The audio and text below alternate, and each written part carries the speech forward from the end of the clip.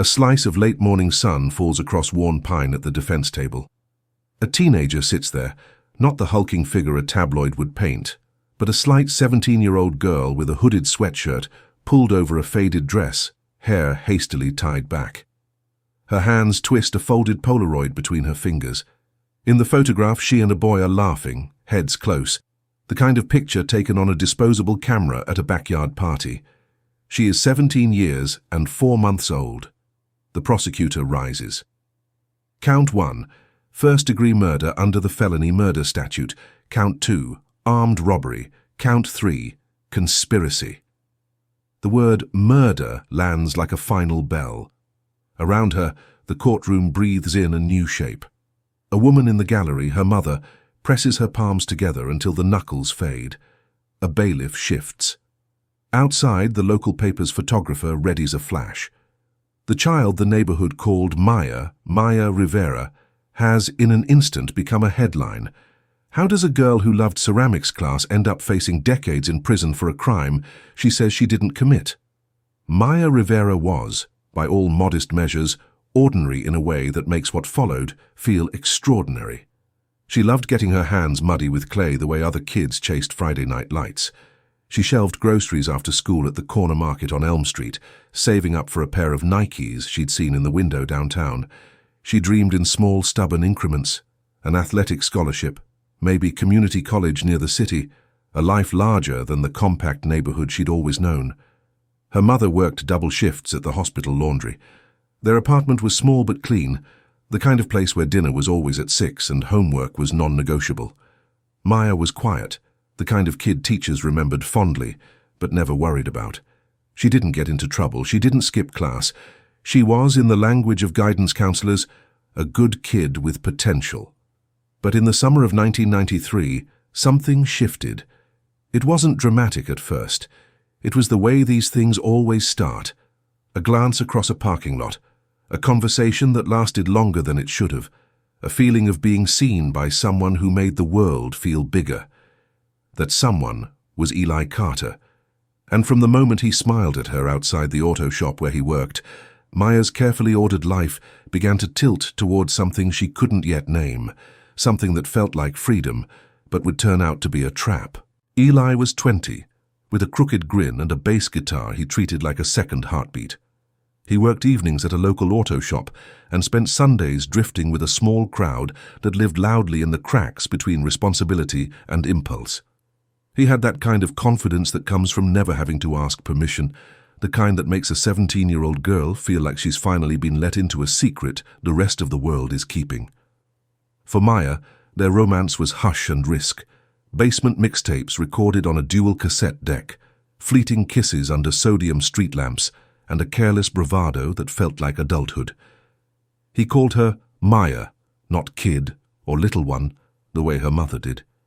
He listened to her quiet obsessions, her dream of opening a ceramic studio someday, her frustration with the way her neighborhood felt too small.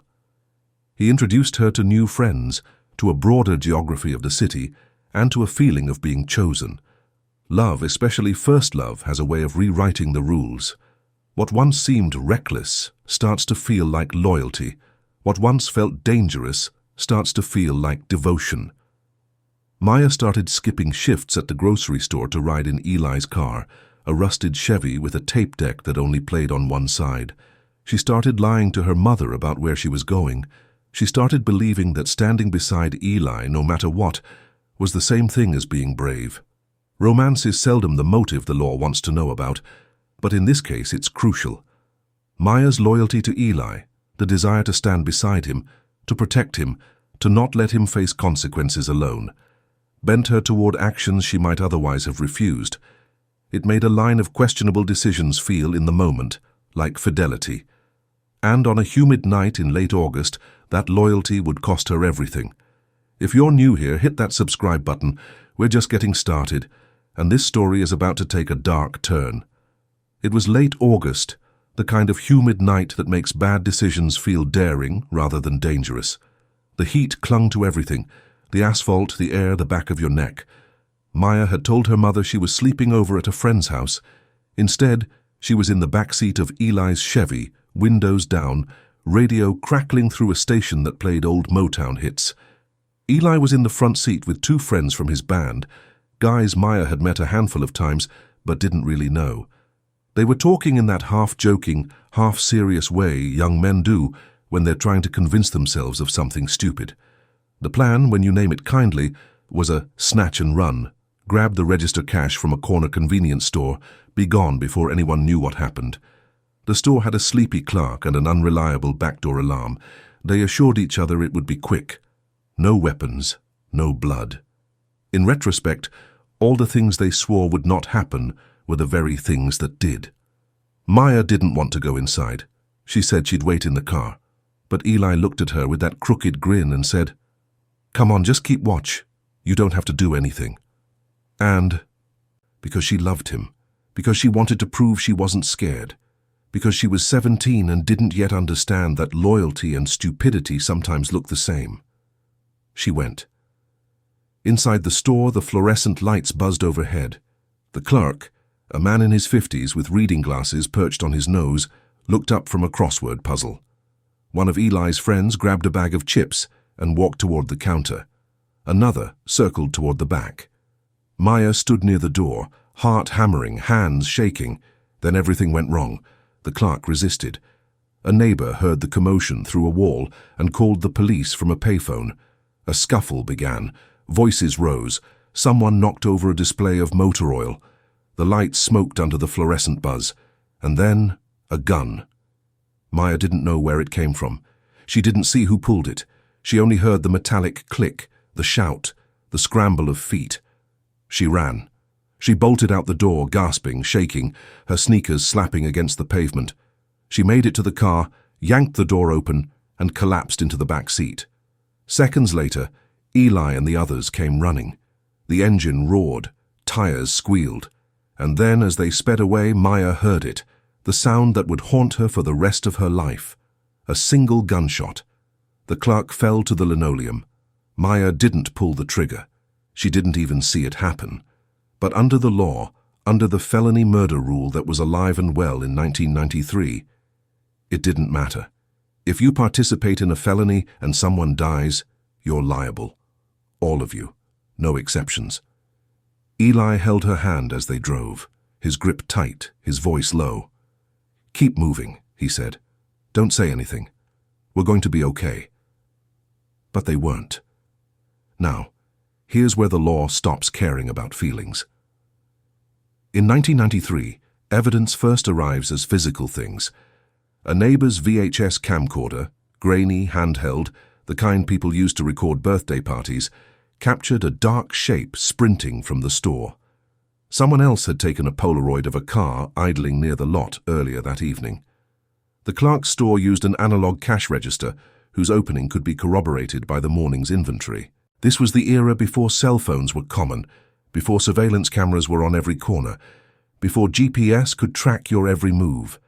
Evidence was slower, messier, more human, but it was also harder to escape.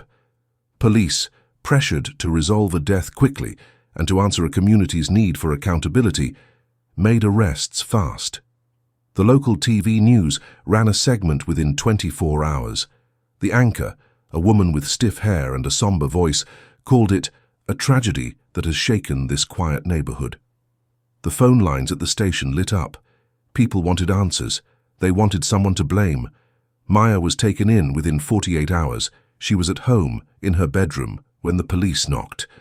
Her mother answered the door, still in her hospital scrubs, exhausted from a double shift. The officers were polite but firm. They asked Maya to come with them. They said they just wanted to talk. Her mother tried to follow, but they told her to wait. They said it would only take a few minutes. It took 6 hours. The community's gossip network, phone calls passed like coals, had already supplied probable cause more convincing than facts. A neighbor said she'd seen Maya in the car. Another said she'd heard her talking about needing money. A third said Eli was bad news and that Maya had changed since she started seeing him. None of it was evidence, but all of it was enough. This is the era before ubiquitous cell phones and before social media. Rumor moves through telephone trees, talk radio hosts, and the morning papers. Yet the appetite for certainty is just as ravenous. The public demands a culprit, the prosecutor needs a case, and the machinery of law begins to spin toward trial. By the time Maya's mother was allowed to see her, the damage was done. Maya had signed a statement. Maya sat under an overhead lamp that made the small room feel enormous. The walls were beige, the table was metal, the chair was hard. A tape recorder clicked in the corner. Not all police departments in 1993 videotaped interrogations. Some recorded audio, others relied on typed statements. This one did both, but only partially. The detectives were not unkind. They offered her water. They told her she wasn't in trouble. Yet, they said they just wanted to hear her side of the story. They said Eli had already told them everything. That last part was a lie. But Maya didn't know that. Teenagers are uniquely vulnerable in interrogation. In 1993, awareness of adolescent psychology and police tactics was less common in many precincts. Officers commonly used deception, falsely telling a suspect that an accomplice had already confessed, or that forensic tests had placed them at the scene. Many departments permitted such tactics then. The sustained fatigue of a 6-hour session, the isolation, and the promise of leniency in exchange for cooperation can be irresistible. At one point, an officer leaned forward and said, "Eli already told us you were there. He said you knew about the plan. He said you were the one who brought the gun." Maya's heart stopped. She hadn't brought a gun. She didn't even know there was a gun until it went off. But the detective's words functioned like a lever. When a young person hears that their partner has broken, the impulse is often to end the pain by confessing, even if the confession is partial or inaccurate. Maya started crying. She said she was there. She said she didn't know anyone was going to get hurt. She said she ran before the shot. She said she was sorry. The detective nodded. He slid a piece of paper across the table. "Just sign this," he said. "It says you were there, that's all. We know you didn't pull the trigger." Maya signed. Her hands were shaking so badly she could barely hold the pen. The statement contained details that mirrored the detective's suggested phrasing. It said she had participated in a plan to rob the store. It said she had knowledge of the weapon. It said she had fled the scene after the fatal shot. Later, Maya would recant elements of the statement. She would say she had been trying to protect Eli. She would say the detectives had lied to her. She would say she didn't understand what she was signing. But by then it was too late. The defense would later call this a classic case of a coerced, implanted confession, a young mind worn down and steered. The prosecution insisted the statement corroborated independent observations and therefore bore weight. In 1993, the rules around interrogations offered fewer systematic protections for juveniles than later years would. Cameras were not standard in many jurisdictions. The presence of an attorney during juvenile questioning was inconsistent. Legal safeguards often depended on local policy rather than uniform state law. All of this would shape the narrative: a thin recorded trail, a contested confession, and the human fragility of a girl in love. In the courtroom, the weight of science can either comfort or terrify.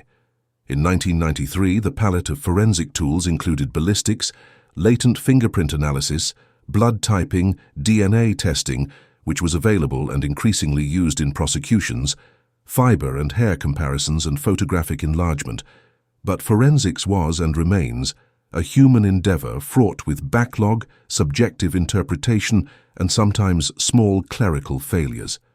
Investigators later recovered an older handgun in a neighborhood several miles away.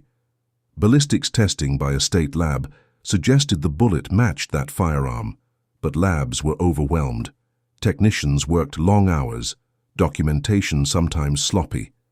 The ballistics report contained notations that the defense could question: unclear initials on evidence bags, an inventory log showing a short, unexplained gap in custody, and the VHS tape from the store whose timestamp conflicted with the clerk's reported time of death. Independent ballistics analysts would later describe the match as consistent with, not conclusive. DNA testing, which had by 1993 become more common in murder investigations, returned mixed results. The victim's blood on a piece of clothing revealed multiple contributors. The store's interior surfaces produced touch DNA that could not determinatively place an individual at the counter. Fibers from a jacket found in the car matched fibers from the Clark station, but fiber matching is a comparative, not absolute science. These details matter because juries often grant scientific-sounding evidence an aura of finality. In practice, forensic artifacts are circumstantial building blocks, each with margins of error, each reliant on human chain of custody and competent technique. In Maya's case, the forensic mosaic leaned prosecutorially, the recovered weapon, the witness video, the typed confession, but the defense threaded reasonable doubts through seams of lab practice and documentation that were, in the moment, easy to overlook. The defense attorney, a public defender named Robert Klein, overworked and underfunded, did his best. He pointed out the time-stamp discrepancy. He questioned the chain of custody. He brought in an independent ballistics expert who testified that the match was possible but not definitive. But the jury had already seen the VHS tape. They had already heard the confession. They had already read the headlines. And in the end, reasonable doubt is a high bar to clear when the evidence, however imperfect, points in one direction. The decision to try a 17-year-old in adult court in 1993 was not unheard of. Mechanisms existed: judicial waiver hearings, statutes that excluded certain violent felonies from juvenile jurisdiction, and prosecutorial decisions in some jurisdictions to pursue adult charges. The prosecutor in this case, a man named Thomas Brennan, known for his tough-on-crime stance and his eye on a future judgeship, opted for adult court. Charge stacking and sentencing enhancements were tools of the trade. Robbery plus conspiracy plus weapons enhancement can, in aggregate, expose a defendant to decades. The felony murder rule, older than many present-day reforms, allowed the prosecution to tie any death occurring during the commission of a felony to all participants. That statutory architecture, combined with a partial confession and forensic links, converted panic into the potential for lifelong punishment. Plea bargaining was the unseen hand in the background. Even in 1993, the vast majority of criminal cases resolved through pleas rather than trials. Prosecutors used the implicit threat of maximum exposure to push defendants toward deals. Accept a finite term now or risk a gamble at trial with a much greater sentence if convicted. Maya's public defender presented a plea offer, 10 years for a reduced charge of manslaughter. 10 years. She'd be out by the time she was 27. She could still have a life. But Maya, who had clung to the idea that truth would exonerate her and who still loved Eli, refused. She believed the jury would see her as she saw herself, a scared kid who made a mistake, not a murderer. That refusal set the stage for trial. It was a decision fueled by youth and belief perhaps, and by the unrealistic expectation that a jury would see a different person than the pixelated face the local paper had published. In the trial, narratives collided. The prosecution painted a clear arc, a planned robbery that escalated to death, and a set of participants who each played a role. They played the tidy mosaic of evidence: the VHS clip, the ballistics report, the typed confession, the witness statements, the recovered weapon. The prosecutor, Thomas Brennan, was methodical. He walked the jury through the timeline. He showed them the Polaroid of the car. He played the grainy VHS footage. He read Maya's signed statement aloud, slowly, letting each word sink in. She was there, he said. She knew what was happening. She participated. And under the law, that makes her just as responsible as the person who pulled the trigger. The defense countered with a different human portrait, a young girl in love and terror, who left before the fatal shot, who signed a statement under duress, who belonged to a world where impulse sometimes masquerades as intent. They highlighted uncertainties in the forensics, the gaps in the chain of custody, the partial nature of recorded interrogation, and the social pressures that had framed Maya's choices. Robert Klein, the public defender, did his best to humanize Maya. He called her mother to the stand. She wept as she described her daughter, a good kid, a quiet kid, a kid who just wanted to go to college. He called a teacher who said Maya had never been in trouble. He called a neighbor who said she was always polite, always respectful. But the prosecution had Eli. Eli Carter took the stand in a plea deal. He had agreed to testify against Maya in exchange for a reduced sentence. 15 years instead of life. He wore an orange jumpsuit and kept his eyes down as he spoke. He said Maya had known about the plan. He said she had agreed to come along. He said she had been excited about it. Maya's face went white. The defense attorney objected.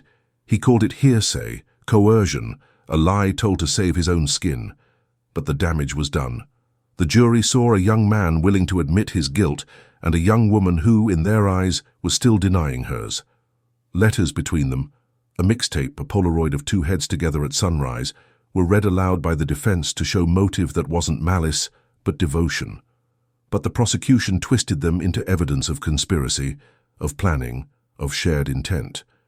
The jury deliberated for 2 days. The city had already formed its opinion in diners and on the late-night radio. The verdict, when it came, felt like an inevitable punctuation to some and a shocking betrayal to others. Maya was found guilty on felony murder and related counts. The judge imposed a long sentence, 25 years to life in adult facilities, with parole eligibility after 16 years. The courtroom erupted into a choreography of despair and vindication. The Clark's family wept in public grief. Maya's mother moaned. Reporters scribbled. Outside, the morning paper's headline would condense months into a single phrase: "Teen convicted in convenience store murder." Maya sat frozen, staring at the Polaroid still clutched in her hand. "I know this is heavy. If you need a breather, pause here, but come back. The ending is going to surprise you." For years, the story ended there. Maya served her time. She became a number in the system. She learned to survive in a world of concrete and razor wire. She stopped writing to Eli after the first year. She stopped hoping for appeals after the third. But in 2009, 16 years after the trial, something happened that no one saw coming. A documentary filmmaker named Lisa Tran was researching wrongful convictions in the 1990s. She stumbled across Maya's case and noticed something odd. The ballistics report had been signed by a technician named Gerald Moss, who had later been fired for falsifying evidence in multiple cases. Tran dug deeper. She found that the gun recovered in Maya's case had been tested during the same period when Moss was under investigation. She found that the chain of custody log had been altered, initials added after the fact, timestamps that didn't match. She found that the VHS tape's timestamp had been manually reset by the store owner, who admitted in a later interview that he wasn't sure of the exact time. And then she found the real bombshell. Eli Carter, now in his mid-30s and nearing the end of his sentence, agreed to an on-camera interview. He was gaunt, tired, and haunted, and for the first time he told the truth. "Maya didn't know about the gun," he said. "I brought it. I didn't tell her. I didn't tell anyone. And when things went bad, I panicked. I shot the clerk, not one of the other guys. Me." He paused, his voice breaking. "And then I let her take the fall because I was scared. I testified against her to save myself. I've lived with that every day since." The documentary aired in 2010. It sparked outrage. Advocacy groups rallied. The Innocence Project took on Maya's case. New forensic analysis confirmed that the ballistics report was unreliable. The confession was re-examined and deemed coerced under modern standards. In 2012, after 19 years in prison, Maya Rivera's conviction was overturned. She walked out of prison at 36 years old, half her life stolen by a system that valued expediency over truth, and by a boy who chose himself over the girl who loved him. The twist isn't just that Eli lied. The twist is that the system, the forensics, the interrogation, the plea deals, the jury, was built in a way that made the lie easy to believe and the truth almost impossible to prove. Maya's release made headlines, but it didn't undo the damage. She had missed her 20s. She had missed her mother's funeral. She had missed the chance to go to college, to fall in love again, to build a life. The state offered her a settlement, $50,000 per year of wrongful incarceration. It wasn't enough. It could never be enough. Eli Carter remained in prison. His confession, given years after the trial, did not reduce his sentence. He would serve the full 15 years. The Clark's family, who had believed justice had been served, were devastated by the revelation. They felt betrayed, not by Maya, but by a system that had given them false closure. The prosecutor, Thomas Brennan, retired quietly. He never publicly commented on the case. The documentary won awards. It sparked conversations about juvenile interrogations, forensic accountability, and the felony murder rule. Some states began to reform their laws, others did not. Maya tried to rebuild. She moved to a different city, changed her name and started taking night classes at a community college. She avoided interviews, she avoided the spotlight. But the story followed her, because the question wasn't just whether Maya was innocent. The question was, how many others are still inside, convicted on shaky forensics, coerced confessions, and the testimony of people who lied to save themselves.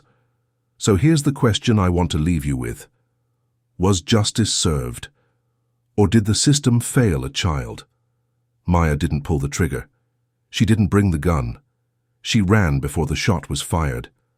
But under the law, under the felony murder rule that still exists in many states today, she was just as guilty as the person who did.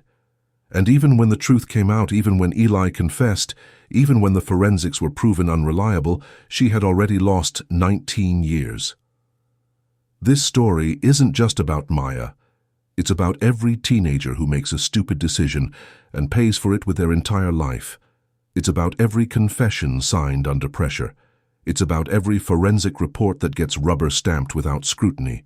It's about every jury that convicts based on a narrative instead of evidence. It's about a system that was built to be efficient, not fair.